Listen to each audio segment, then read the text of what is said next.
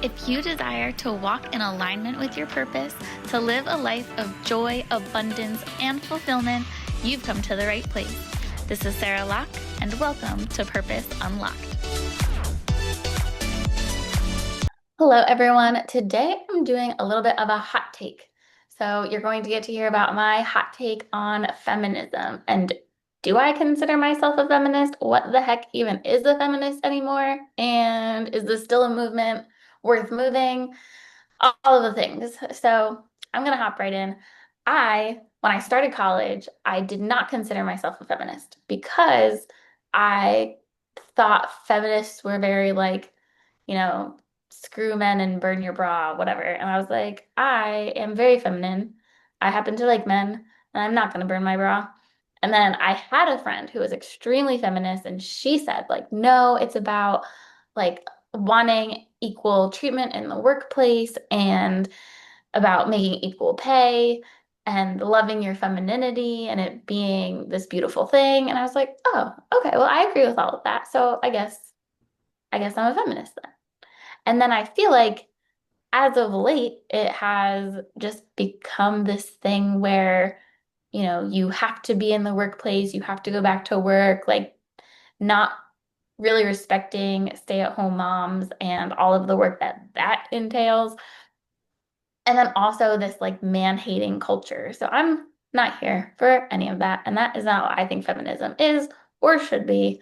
I think it should be about empowering women and not disempowering men. But how do we all have equal representation and continue to respect each other? And not just respecting each other in the workplace, but respecting the stay-at-home mom. And I heard this term called maternal feminism, and it was about how we should, as a society, as in the US, we need to start supporting mothers better. The fact that there is no family leave for moms, like there's no paid family leave, is insane. We are one of the only developed countries that doesn't have that. And it's sick. Like that's so wrong to me. And some on top of that, like if you're a woman that you need to work to provide for your family, there's women that go back 4 to 6 weeks after they've had a baby, which is obscene. And I was thinking about it the other day and the fact that when a dog has a litter of puppies, they won't separate the puppies from the mom for 8 weeks because it's illegal. So we treat dogs better than we treat women. We expect women to put their children in daycare and be ripped out of our arms at, 6 weeks postpartum, but we wouldn't do it to a dog. That irks me. Yeah, that's absolutely wrong. So how do we fix it, Sarah? I don't know. That's the part. I will have to run for president, I suppose. You have one vote. Clearly, anyone can do it, so here we are. Yeah, I have thought about that. I have thought about what do we do moving forward to actually move the needle? And how do we make changes in our government? And I think obviously it should start at your local level. And you have to work your way up from there. I think it's just really hard in a populist moment where people are very divisive.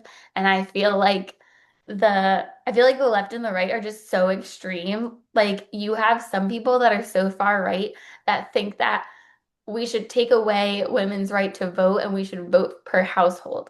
And I'm like, sweetheart, it is 2025. Like, shut your face with that nonsense. And then you have people on the whole other side like way far left that are like, oh yeah, I hate bringing up the trans thing because like I just don't freaking care because it's such a small portion of the population, but it's like these like buzzword culture war issues where they're like, oh yeah, men should be like compete in women's sports because whatever. Like no, stop it. Everyone stop it. Everyone get a hold of themselves, get a brain, meet back in the middle, and just say like, this is how we're gonna get things done. Let's And people, let's talk about data, okay? Do you know how many women have children?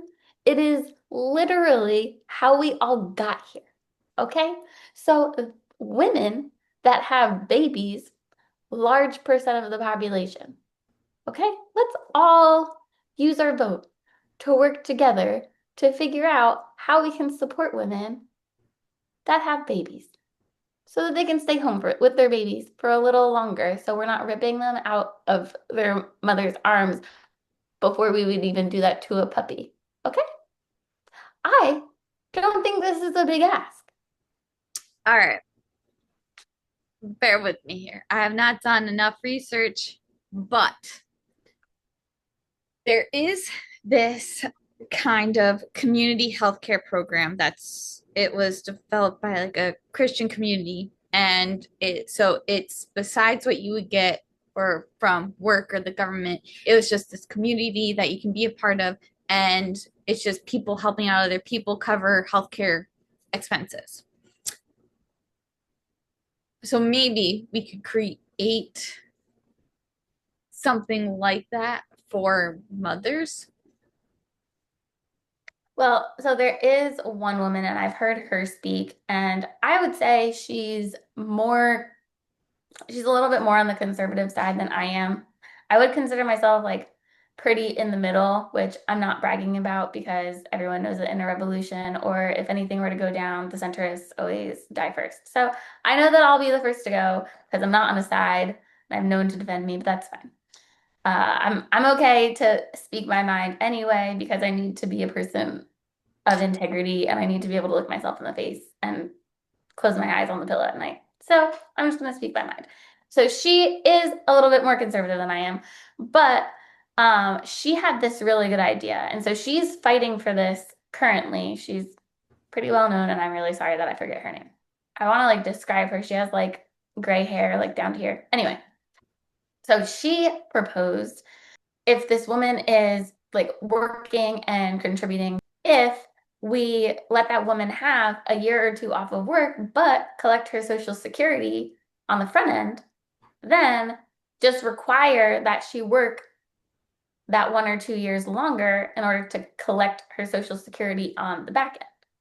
So I think with people living longer anyway, I think most women would agree that they would be willing to work an extra year or two on the back end in order to be able to stay home and raise their babies when their babies are babies.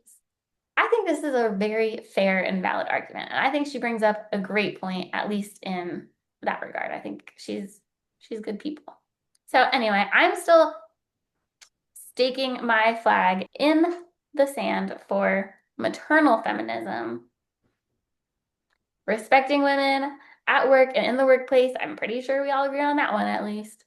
We should all be keeping our rights to vote, and we should be supporting people who decide to be mothers and want to raise their own children because it's a beautiful thing, and you're never going to get that time back. And people just need the option, like they need the choice. Like there's so many people who can't stay home, and that's why. It's it's because we've created this society where you need a two-income household, and women don't feel empowered to stay home, or they can't afford to. Yeah.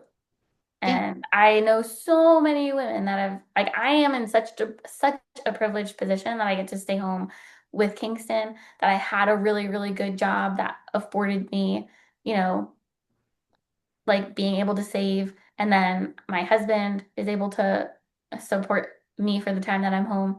But so many people aren't in that position, especially people that live in really expensive areas or really expensive states or states with super high taxes. And I have so many of my friends tell me, like, if I could stay home, I absolutely would. And that just breaks my heart because there's just so many moments that I'm home with him that I get to cherish them. When he goes down for a nap, as soon as he wakes up, I get to snuggle him. And I'm who he wants to be around all the time. Like, I don't want someone else raising my baby. Yeah. And I understand not everybody wants that. That's okay. I'm not saying you can't go back to work. That's part of the feminism thing. Like, we all have to support each other. Like, go do you if that's what you really want. what you really want is to stay home with your baby, you should be able to do that. And Yeah. you shouldn't be brainwashed into thinking you have to jump right back into your career where you're going to get left behind. Like, that's such bullshit. I don't think I can say that, but I did. And yeah, gaps in your resume shouldn't be considered bad. It should be, I did something really, really, really hard and I put my family first and I raised a baby, which is pretty much uh, the hardest thing that you can do. And yeah, and now I'm back and I'm ready to rock and roll. I don't think that we should fault women for that. Yeah. So yeah, gaps on your resume. Ladies, it should be fine. Companies, it should be fine. You learn a whole lot of skills being a mom. Do you know how many things I can open with one hand now? I can do so much stuff with one hand. But also, I can keep my calm in stressful situations. It has tested my resilience and my emotional intelligence to the nth degree, and that should be valued. So, pro women, pro moms, pro maternal feminism. That's where I stand. So, if this has helped you, please feel free to share it with a mom that you know, someone that needs to hear it. And yeah, let's make sure we're supporting all of the awesome moms in our lives. Thank you for the precious gift of your time. If you found this helpful, please be sure to like, subscribe, and share with someone you love. Until next time, count your blessings, love yourself, and stay fabulous.